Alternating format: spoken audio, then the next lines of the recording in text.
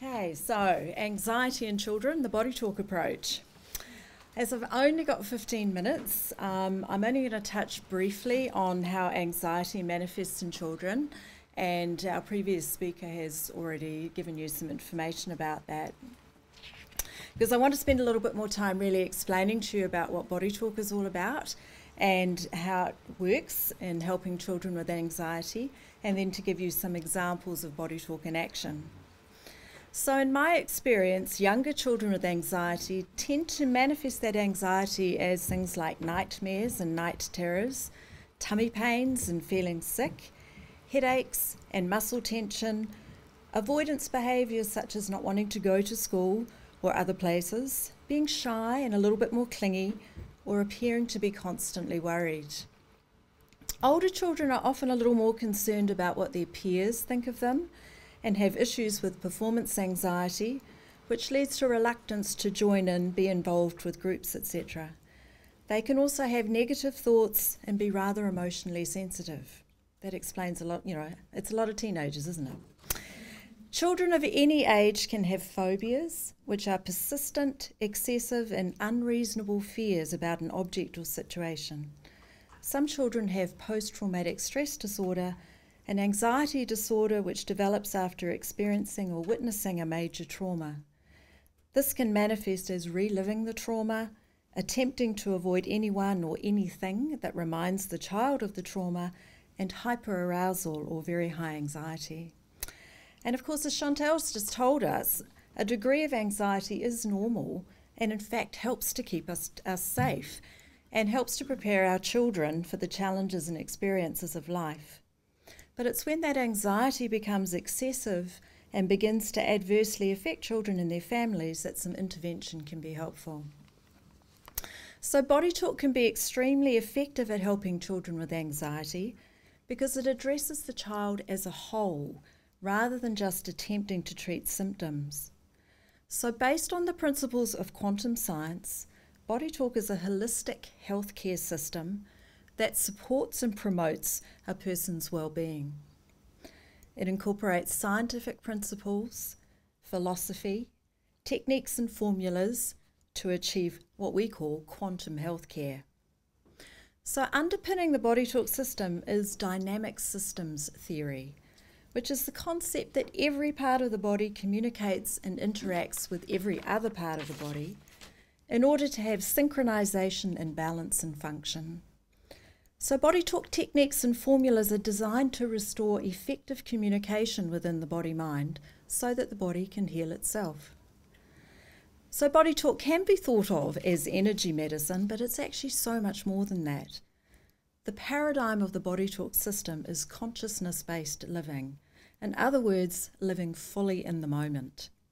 So body talk is not just about improving health, but it's also about transformation and inner growth. So why is body talk so effective? It's because it's not about making a diagnosis and treating symptoms. Rather, it takes into account the new physics, well, not so new actually, since it was discovered around 100 years ago, and the concept of quantum entanglement. Einstein called quantum entanglement spooky action at a distance, and describes how we are all entangled with patterns of energy associated with the environment.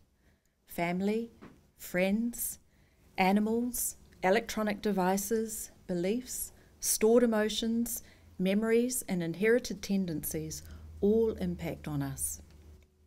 So if a child experiencing anxiety could be being influenced by emotional trauma, genetic factors, poor diet, harmful bacteria, issues within the family, post-traumatic memories, etc.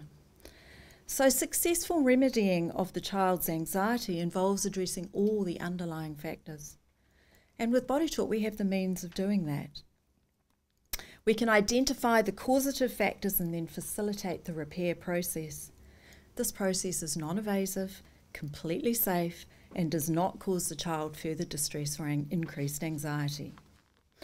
So the process utilises what we call the intelligence or innate wisdom of the body. So this intelligence guides the functioning of the body-mind complex, synchronizing all the activities, repairing damage, and maintaining balance or homeostasis. And we all experience this on a daily basis. We know that unless something interferes with the process, we will digest our food, make and distribute hormones, replace worn-out cells, repair cuts, etc. So in a body talk session, we rely on the guidance of the body's natural wisdom to locate the weakened or broken lines of communication and establish how to reconnect them. And this is accomplished through a form of neuromuscular biofeedback by which the practitioner is able to ask the body yes or no questions and receive answers directly from the body about the sequence for re-establishing those lines of communication.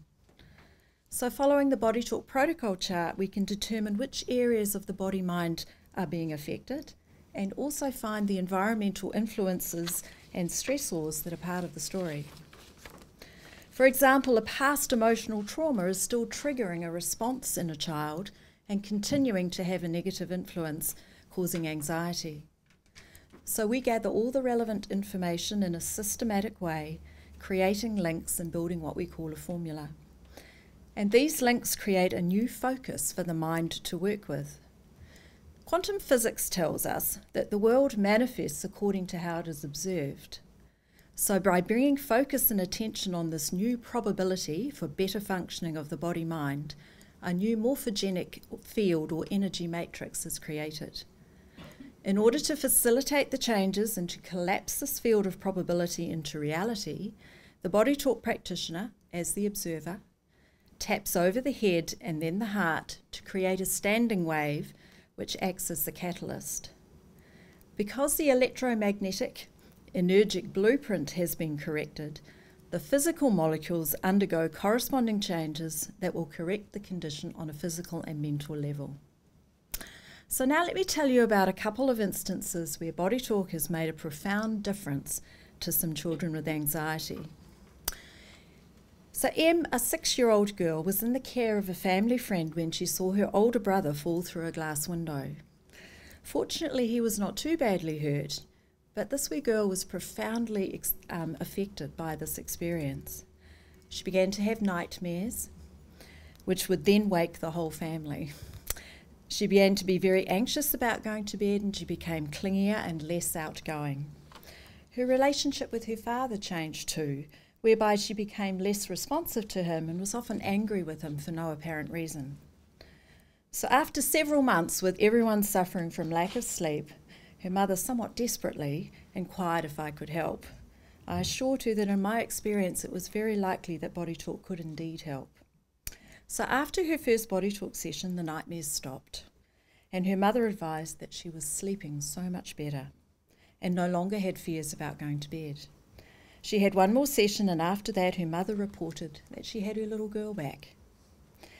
She said she had forgotten just how happy and outgoing and confident Em used to be. Interestingly, Em had a nosebleed on the way home from her second session, and whereas previously this would have been a huge drama, she was not upset by it at all. 17-year-old Emily is another example of Body Talk in action. Right from the time she was a little girl, she always had an extreme reaction to anyone talking about blood or anything medical. She would vomit and faint if ever she had to have an injection or other procedure, and always had to have her mother with her on those occasions. Crunch time came when she was heading to Vietnam for 3 weeks and needed to have a series of travel vaccinations. Fortunately, she trusted me when I said that I could help. She came into the surgery and I did some simple Body Talk on her. She was still a bit anxious, but she did manage to have those vaccinations without vomiting or fainting, somewhat to her and her mother's surprise, I think. A couple of weeks later, she came in for another vaccine, and once again, some simple Body Talk ensured the procedure went smoothly. I also taught her a technique which she could use on herself whenever she was confronting a similar situation. And while she doesn't enjoy vaccinations or blood tests, she's now able to go by herself and be absolutely fine. I'd also like to add in here that owing to the nature of quantum entanglement, it's often very beneficial for the situation with an anxious child that other members of the family also have some Body Talk sessions too. sensitive children will pick up on what is going on for others in the family and be triggered by that. Em's mother also had some body talk sessions, in part, I think, to deal with her issues around not being there when the accident happened. And I'm sure that played a part in Em's successful and rapid reduction in anxiety and distress. And I appreciate that for many of you, body talk is an unknown therapy and one that comes from a completely different paradigm. But I would encourage you to learn more about it and to also consider it as a viable option when looking for ways to help children with anxiety. So I think I have just a couple of minutes up my sleeve. So what I'd like to do is actually teach you the technique that I taught Emily. This technique is a really simple technique that only takes a couple of minutes to do, and it involves balancing both sides of the brain. We call it tapping the cortices because the cortices refer to the different lobes of the brain. So before I teach it to you, I want to just try a little experiment. I know you don't have much room, but I wonder if you wouldn't mind standing up and just seeing, touching your toes, and just take note of how far down you can get. Okay?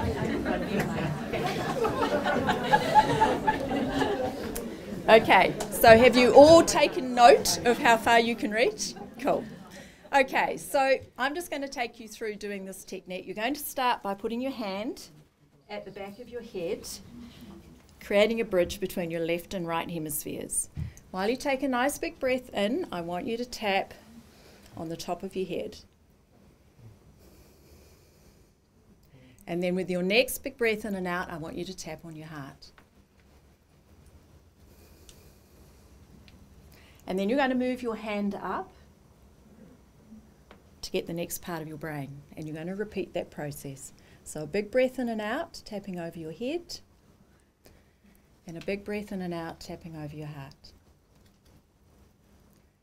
And then another step.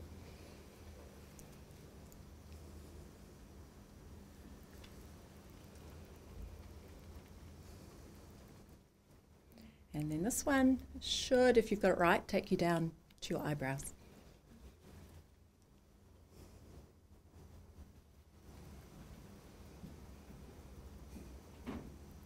Then you're going to pop your hands on the side of your head. You've run out of hands, so you'll now have to take one hand off to tap. So big breath in, and another big breath. And then just finish by popping your hand there.